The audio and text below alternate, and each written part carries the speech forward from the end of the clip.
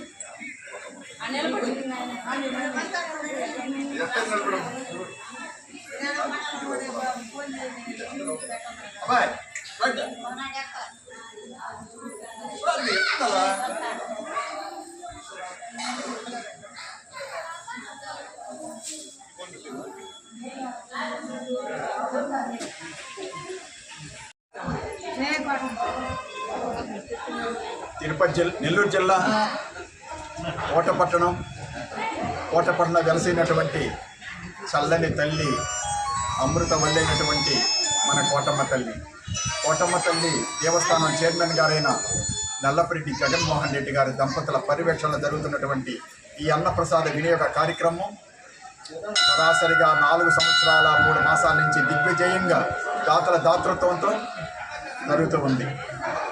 ఈనాటి దాతలు తమిళనాడుకి చెందిన తిరుత్తని పట్టణ వాస్తవులైనటువంటి ముక్కర హరిబాబు గారు, విజయమ్మ గారు, ముక్కర నవీన్ బాబు, ముక్కర భవ్యశ్రీ, వాళ్ళ పిల్లలు చిరంజీవులు జనుష్య, లక్షత్, వీరి యొక్క దాతృత్వంతో కొన్ని వందల మంది భక్తులు ఈ అన్నప్రసాదాన్ని వినియోగించుకున్నారు. కావున వారి కుటుంబ సభ్యులందరూ కూడా ఈ కార్యక్రమాల్లో పాల్గొన్నటువంటి వాళ్ళు, దాతలు, ఆ ప్రసాదాన్ని స్వీకరించిన వారు అందరూ కూడా ఆయన ఆరోగ్యాలతో, అష్టైశ్వర్యాలతో, భోగభాగ్యాలతో ఆనందంగా ఉండాలని మనస్ఫూర్తిగా కోటమ్మ తల్లిని ప్రార్థన చేస్తూ, ఇట్లాంటి కార్యక్రమం తలపెట్టాలని కూడా అదృష్టం కావాలి. మనం ఎంత సంపాదించినా, ఎన్ని కోట్లు సంపాదించినా దాచిపెట్టడం తప్ప ఇంకేం తెలుసుకోవాలి మనం. ఎందుకనంటే దాచిపెట్టింది మంద కాదు, ఒకరికి ఆకలి తీర్చడమే.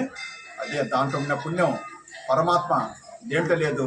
ఈ రహస్యాన్ని అందరూ కూడా తెలుసుకొని గత 4 సంవత్సరాల పైబాటు నుంచి ఈ కార్యక్రమాన్ని దాతలు ముందుకొచ్చి ఈ కార్యక్రమం జయప్రదం చేస్తున్నారు. అందువలన అందరూ కూడా ఆనందంగా ఇట్లాంటి పవిత్రమైనటువంటి సేవా కార్యక్రమం పాల్గొనవలసిందిగా అందరిని ఆహ్వానిస్తున్నాం. జై సాయి.